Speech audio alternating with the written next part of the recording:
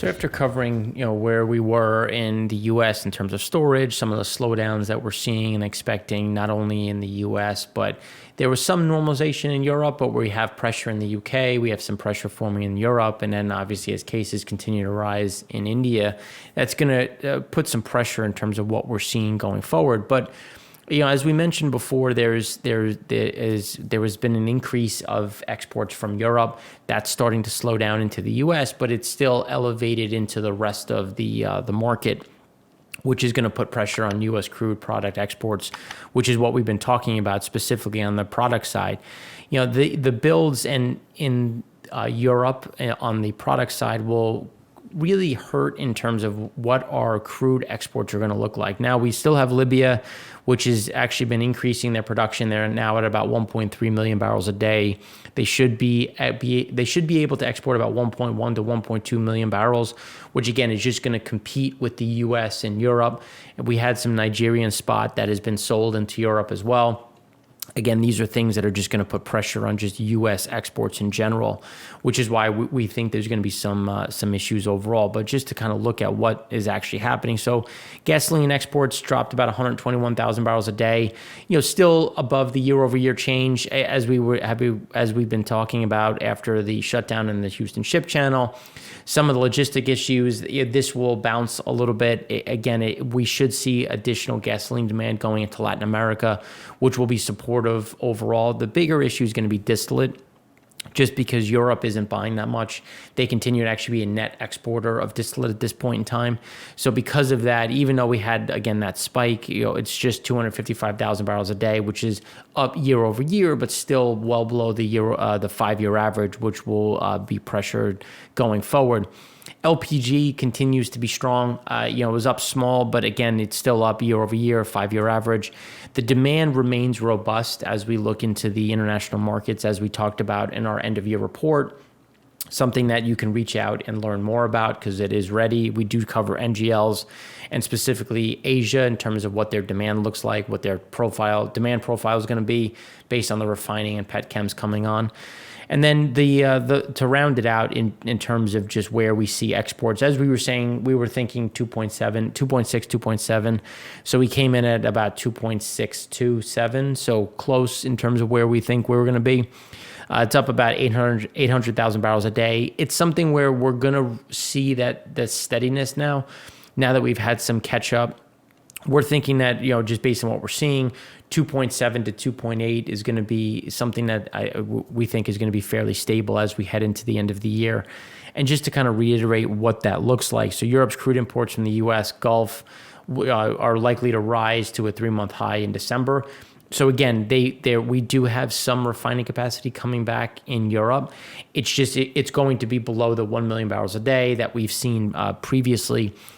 So that's why we're seeing some of that support as China and Japan have slowed down some of their purchases out of the U.S. South Korea and Europe have kind of picked up that flow. But again, as we said, Europe is not going to be the biggest buyer, especially as we have that Libyan crude. So 25 tankers carrying about 15.8 million barrels have arrived in Europe so far in December. So to give you an idea of kind of where things sit, and 17 are expected to haul about 11 million barrels over the rest of this month. So total volume of December be about 26 million barrels or 856,000 barrels a day, which is the highest in September, but still well below where we should be, just given the pressures. And as we see some of those COVID cases, as we have Germany talking about extending their lockdowns, UK has gone back into phase 3 ahead of the slowdown, ahead of the holiday, which again is the maximum, which we're having some things closed back down. These are issues that are going to persist and are just going to weigh on what our exports are going to look like, especially as we go into Europe.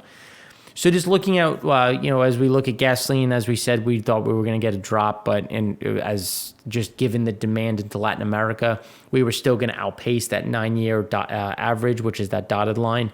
And we're just going to kind of move sideways at this point and just continue to see some higher lows and some higher highs as we go into at the year end. And if you think about the loss of demand in the U.S., and the lack of in some of these builds that we've seen in gasoline, this will also incentivize some of that additional flow to leave the U.S. in general. Distillate, as we said, we thought we were going to fall back within the bottom of the cloud, and here we are. It just as we go into the next couple of weeks, this is something that's going to come back under pressure. We've had some European temperatures normalize, so there's really no real demand for our distillate. They're still starting to try to get back on their feet, as we'll talk about the economy show, just in terms of some of the pressures that we're seeing in the export market in general. So again, these are things that we're expecting just to kind of go sideways. We don't think it'll fall back out of the bottom of the cloud, but again, it's just going to be timing, but we will be well off that 9-year average.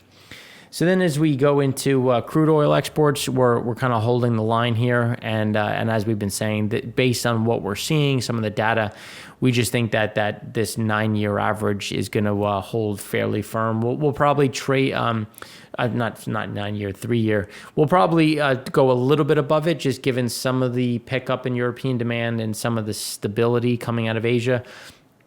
China remains a big buyer of Alaskan North Slope, so that's something that'll be supportive of just some of our crude oil exports.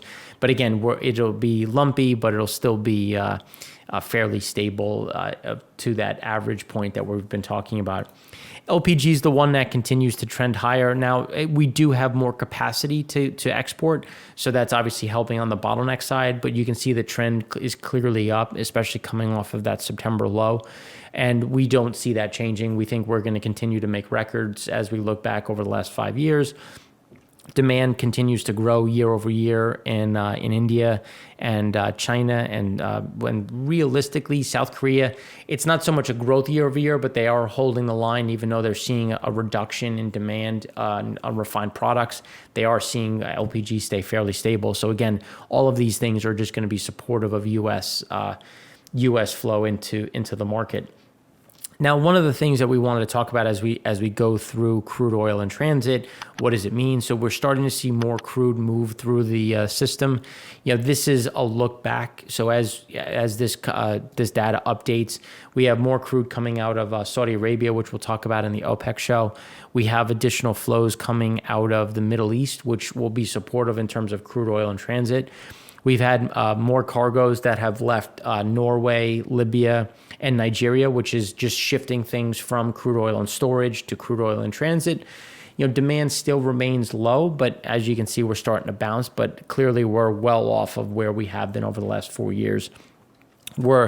We're unlikely to close that gap completely just because demand isn't what it is, especially when we look at the OECD countries. We do have more demand in Asia, which we'll talk about in a bit more granular nature as we kind of pick apart where we should see demand pick up. China is starting to slow. They typically kind of surge and then drop off, and we'll show what that means as we look at some of the flow in terms of tankers moving through the system. So crude oil on the water has reached a low. We've cleared some of that glut, which is a positive as we've had stuff come off the water into storage, and it's just helping some cost because why would you want to keep things on the water just given where costs are, which means that you're going to try to maximize your onshore storage, which is inherently beneficial to try to clear some of the glut. We've seen that reflect in some of the pricing. The question is going to be, where do we end the year, and then what does next year look like, which we'll talk about in our OPEC show when we look at OECD storage, because we still remain well over the 5-year average as we have OPEC starting to increase some of those runs. So crude oil floating storage, we've now crossed below 2016, which if everybody remembers, 2016 was the beginning of a price war, which saw a lot of crude sit on the water, specifically in the Middle East, which we'll show separately. But the bigger thing here is we've had a nice drop. Some of that is a mixture of the bottlenecks being kind of cleared within China, which has moved onshore. They do have new refining capacity that has come online. That has pulled some additional storage from water to shore. And then we've also had cargoes go from stationary to now moving as they've been sold in the spot market, which again has shifted things from floating storage to oil in transit. So now when we look to China, this is what we're talking about when we're highlighting, additional refining capacity has come online with set another record. And if you look at just the line here, you can see that they've set the record now above 14 million barrels a day. In terms of throughput, Sinopec and PetroChina kind of giving you their monthly numbers. We also then break out the teapots, which you'll see in another segment, in the end of this segment. But the processing has continued to increase. The problem is as the new capacity comes online, they have to make room for it, which is why we're continuing to see that 74% utilization rate kind of hold through the remainder of the year, just because there's not too much new demand internally as we look abroad. We've seen some sales from teapots into some of these refiners to kind of make up for some of the shortfalls, which is going to drop some of the exports. They still haven't. We've seen some of the preliminary numbers taking exports down, which is just good because it's turning internally. But as we've shown, some of the driving data is fairly stable. It's pretty much flat to pre-COVID. Some of the issues that we're seeing is more on the net demand side. But when we look at demand, we have to look at, okay, what is happening with industrial production? And once you adjust for some of the numbers, given they've reduced 2019, even though they've kept GDP the same, which you would think you'd reduce both. But when we look at what things look like going forward, diesel demand should be fairly strong to fairly stable. But we do see this issue in terms of demand abroad with a lot of middle distillates in storage, which is just going to keep things internal. But again, all of this is positive for oil demand and just shows that they're going to continue to pull more oil. What we continue to talk about is you can't just look at their oil imports. You have to look at their refined product exports, because as they import more oil, export more product, they will price people out of the market. So even though they're increasing their oil throughput, you have to look to see, okay, is anybody reducing to make room for the additional product that they're going to be putting into the market? So you have to look at two sides of that coin. So this is just looking at stockpiles of oil products at the UAE. They've jumped 6.7% the week of December 14th to the highest level since the end of August. Again, this is why we keep looking at Fujairah. This is kind of that stopover point in terms of what does Middle Eastern demand look like? What does European demand look like? What kind of imports are we seeing from Asia? So as they continue to move up, the total stood about 24.7 million barrels, which is a rise of about 1.6 million over the previous week.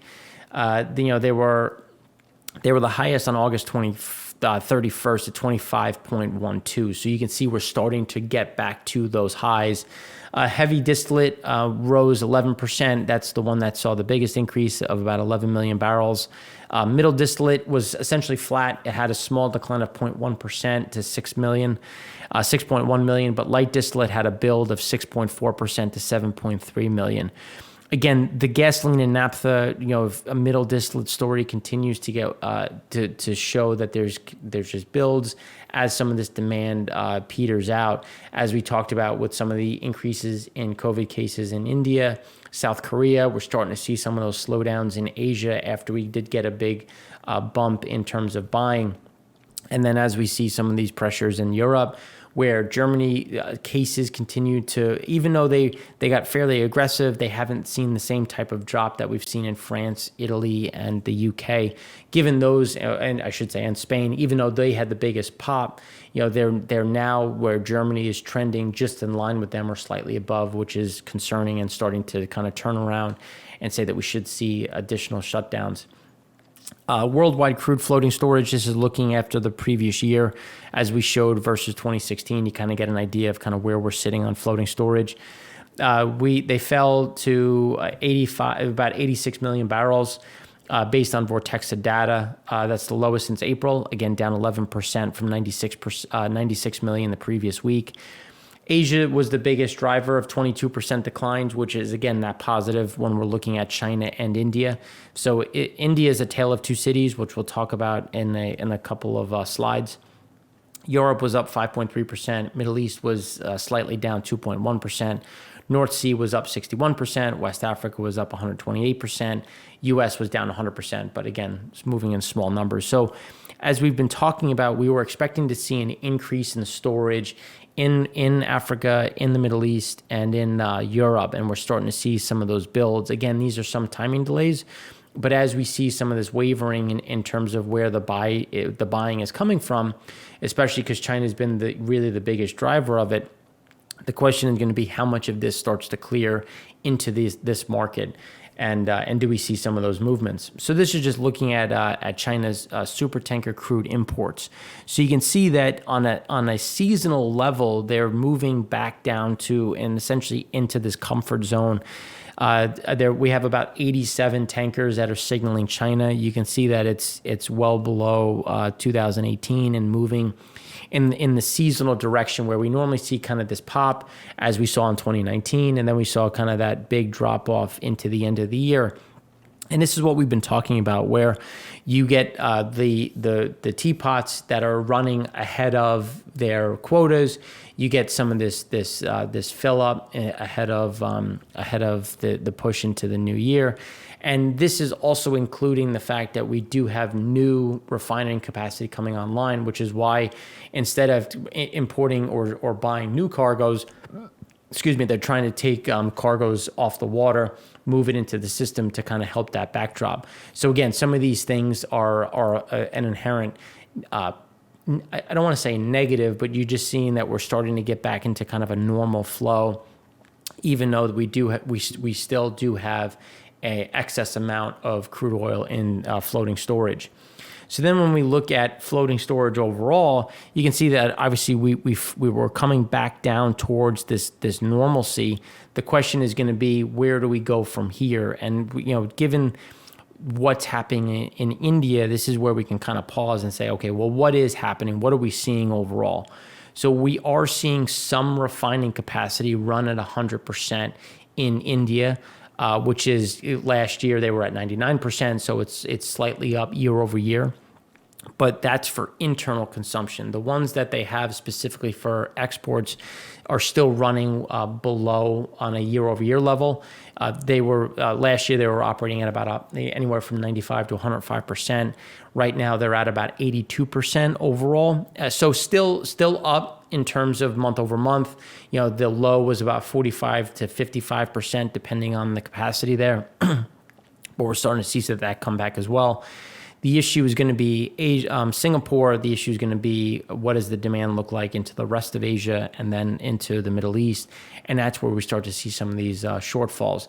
But as we have less crude barrels coming into, new crude barrels coming into the market, again, that's going to kind of slow down where some of that flow is going to be as we head into the remainder of the year, especially as China starts to kind of get some of that operation back up and running. As we said last week, we expected the North Sea to bounce. Again, not much to say here. The bigger issue is going to be now that Norway has officially said that they're going to let some of the cuts expire. They're right now expecting about 1.7 million barrels a day on the loading schedule. That will most likely edge up depending on what the timing is overall. We did see, as we said last week, we saw some additional flow go into China, and now we're starting to see that build back up. Demand within Europe still remains weak. Obviously, we still have Libyan cargoes building back up in Malta, and it's just going to be a matter of where do we get the best price.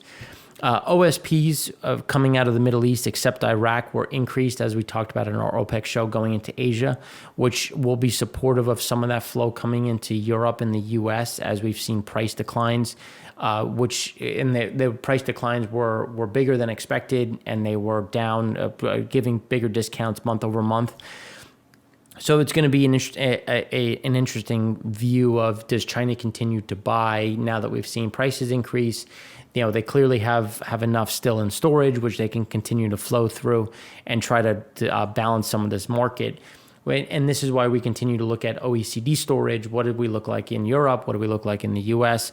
Because we're even though we have more room on the offshore side, we still have a record amount of crude in our storage tanks. West Africa bouncing off the lows. Angola just announced that they're taking down their February numbers. So they continue to kind of walk down. Now, January is expected to be at about 1.17. They're coming in about 1.1 for February. Again, it's just a matter of where the demand is, where the grades are, and trying to clear some of this this glut as they look into what is the buying going to look like heading into Europe, heading into China.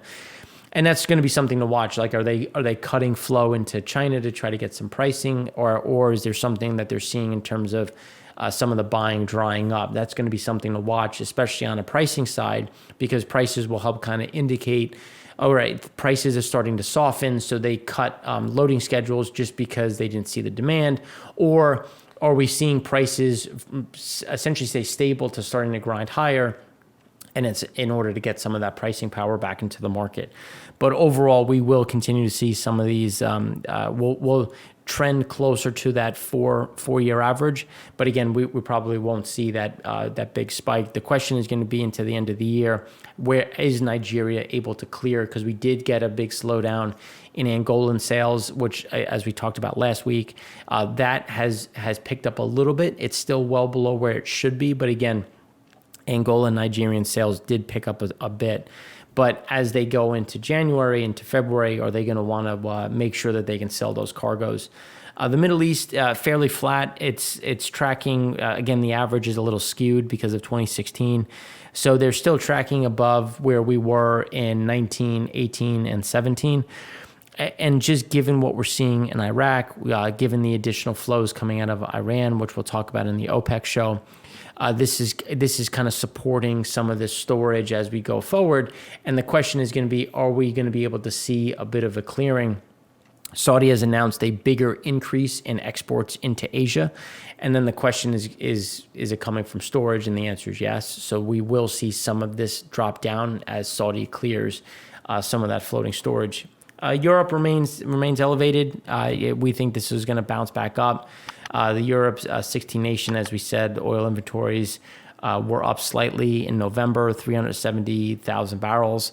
Again, it's something that we're going to talk about more when we look at total OECD storage as we head into the new year, because that's where we're going to get some of these builds that, again, we've seen draws, but their pace isn't fast enough to get us back into the 5-year average, which is where we're starting to get some of that concern in terms of, well, where is this oil going to flow, especially as OPEC brings back new capacity and Libya, it moves back to about 1.3 million barrels a day of production, which equates to anywhere between 1.1 and 1.2 million barrels a day of exports. So here, as we go into the Europe, you can see gasoline inventories fell again, which is a net positive. But again, where is it going? It's coming to the U.S. Where does the U.S. continue to see an increase in gasoline demand slowing down, with gasoline storage increasing, even though we're getting yields picking back up on the refining side, which we talked about in segment 2. This will continue just given where we do have some benefits, as we talked about. Germany driving picked up a little bit, even though we will get another shutdown, so that will drop back off. But again, some of these benefits, as we talked about, right now we have the average traffic was about 29% below pre-pandemic levels, which is the strongest since November 1st, which compares to 30% last week. Again, small benefits. The biggest increases remain the UK and Germany. The UK is starting to slow back down. Germany is starting to go into another lockdown. So again, demand will get pulled back down, but this will support exports, and exports will continue to flow into the market to try to stabilize this. And by into the market, into the US, which is going to increase our storage and will challenge our exports into Latin America. Gas oil continued to increase. This is something that we'll see start to build back up as some of the exports from Europe into the U.S. have slowed back down. And that's new exports. There's still exports in the water, which are making their way into the U.S. As we talked about in segment 2, we did get an increase in imports, and it's something that we're going to continue to see over the next week or two, just given on those timing delays. Right now, the ARB is shut. So we won't see some of these additional flows from Europe into the US, but we will see some of the slowdowns because they're not going to import as much from us, which is going to displace our exports. And then obviously they're going to pull less from Asia, which is going to put those exports into either storage or competing into the market to try to clear that glut. This is looking at Singapore. Singapore had a little bit of a drawdown as we got some of those movements. We're now back within the top of the cloud. Based on what we're seeing, again, coming full circle to what we're seeing in Europe, what we're seeing in Fujairah, this will increase, but it's just going to be sideways. It's just going to be some chop into the end of the year because we're not seeing any real driving growth in terms of the demand to clear some of this glut, which again comes back to seeing a full increase in terms of oil demand because you need to clear this glut before you can clear the oil. And this is where we keep coming back and forth, where oil is giving some positive signals, products is giving some negative signals. And at some point, you're going to have to clear the downstream, which we think is the bigger issue at this point in time, which is why we remain concerned about where that, some of this oil rally can continue to go. Clearly, the weak dollar and the risk on move is strong enough that nobody cares. It's just going to be a matter of when does that start to see some normalization, especially as the dollar, essentially firms right around support. This is looking at middle distillate. This is the one that we've been looking at. It's come off the highs, but again, it's something that we continue to think it's just going to go sideways with some chop into the end of the year. This is looking at light distillates. We're starting to see a little bit of an increase, and as you can see in terms of the top of that cloud, we normally see some builds. Just something similar where we think that we're going to get middle distillate staying fairly choppy. This is something where we think that there's going to be some increases, a bit more increases in light distillates than middle distillates, just because there's a bit of spare capacity. Some of the gasoline demand has gotten a little bit weaker in other parts of Asia, which is going to put some headwinds in terms of some of this demand, which will push it into storage within this region. Then as we look at independent refiners, pretty much flat, which is something that we think is going to continue just given where the runs are, which remain elevated at about 74 to 75%. So it'll keep crude coming off the water, but it's going to essentially build up in this area. But because they are maintaining that 74, 75%, we won't see the storage in oil. We'll see the storage in products, which was essentially opened up because some of that was pushed inland. And now the question is going to be, where is that going to go, especially as their export quotas haven't been renewed. So they've essentially maxed out into the end of the year. So now, not that they're going to want to export into the international market, which is why they've been selling internally. But now that we're starting to get a little bit of a normalization, some of the refiners that needed some semi-refined products to fill the system, a lot of that has now been realized. And now we're going to see, as we go into not only the end of December, but into January, what now that some of the noise has been cleared, where are we getting some real demand? Are we going to see some of these increases? Because Indian and South Korean, Indian and Japanese exports had missed estimates and had a big decline on the export side, which again is just going to be a concern as to how much of the export market can China maintain, which comes back to industrial products, industrial production, and what does that kind of look like going forward. And just rounding it out as we talk about the fuel oil. So you can see that we had a trend up in terms of China Shandong fuel oil stock is just looking at the independent refiners. So you can see that we had a pretty healthy increase in storage. And then we had that big clearing event that you can see that happened from the middle of November till essentially the beginning of December. And that's what we've been talking about, where they took all of this fuel oil and pushed it inland. And a lot of this was also used to feed some of the new capacity coming online.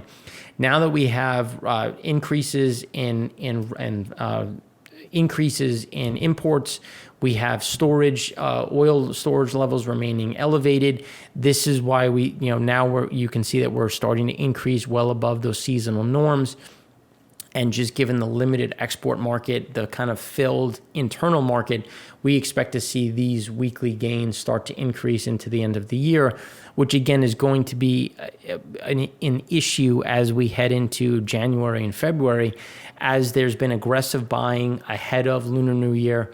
That's coming in the end of January, beginning of February, based on the timing of the lunar cycle, which again is going to impact total demand as we head into a tough scenario, which again, we've seen the Asian buying, it's been strong, and now we're starting to see a little bit of a slowdown in tankers. We're starting to see some of this this crude in offshore storage clear into the market. We had an increase in OSPs.